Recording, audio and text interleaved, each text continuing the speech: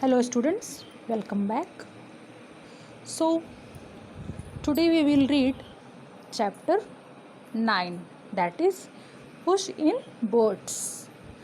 Push in boats. Okay. So before starting the lesson there is given reflection in your book that let's read. We all have seen superheroes movies or cartoons like Krish, Spider-Man and Batman. What superpowers would you like to possess and why? यहाँ पे बताया जा रहा है कि आपने बहुत सारे सुपर हीरोज़ की मूवीज़ कार्टून्स देखी होंगी जैसे क्रिश, स्पाइडरमैन, बैटमैन। तो आप कौन सा सुपर पावर हीरो बनना चाहेंगे या आप कौन सा सुपर पावर आप चाहेंगे लेना? Okay, so let's read the lesson. Para first. Once upon a time, there was a boy who lived with his cat. एक बार की बात है कि एक लड़का अपनी बिल्ली के साथ रहता था. In the picture, here is given a boy with his cat.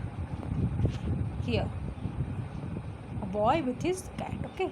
Once upon a time means एक समय की बात है. There was a boy who lived with his cat. He was very poor and discontent. Discontent means असंतुष्ट. He was very poor, वह बहुत गरीब था और असंतुष्ट था. One day, एक दिन, the boy decided to abandon his cat to lessen his worries.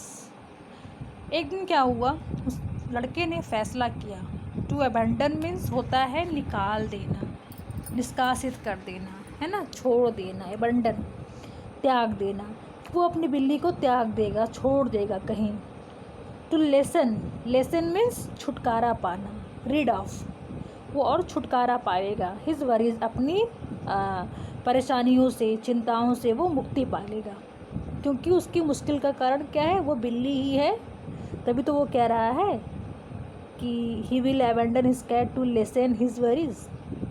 अपनी परेशानियों से छुटकारा पाने के लिए वो अपनी बिल्ली कहीं छोड़ आएगा.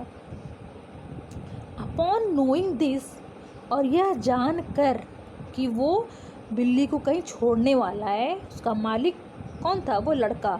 The voice cat sprang up on his front paws and said. वो चालाक बिल्ली क्या की, स्प्रैंग अप, खड़ी हो गई. कैसे, अपने सामने के पंजों द्वारा वो खड़ी हो गई लड़के के सामने और कहा, डोंट वरी मास्टर, चिंता मत करो मेरे मालिक. व्हाट डू यू थिंक, आप क्या सोचते हैं.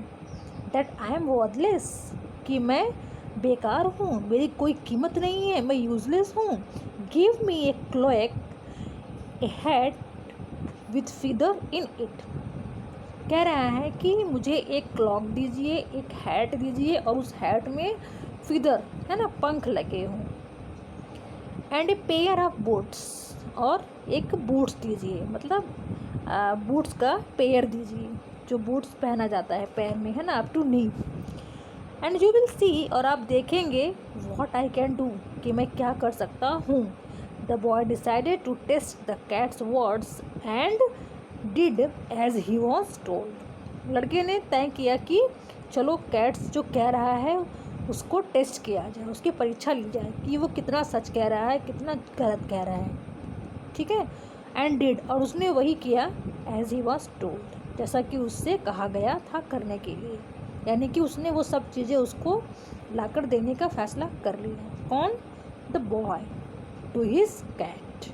Okay, so dear students, for today first paragraph is completed here and next paragraph will be read in next video. Okay, and your homework is you have to read this paragraph 2 times and further next paragraph for next class you have to already read it in advance, the first second paragraph. Okay, thank you.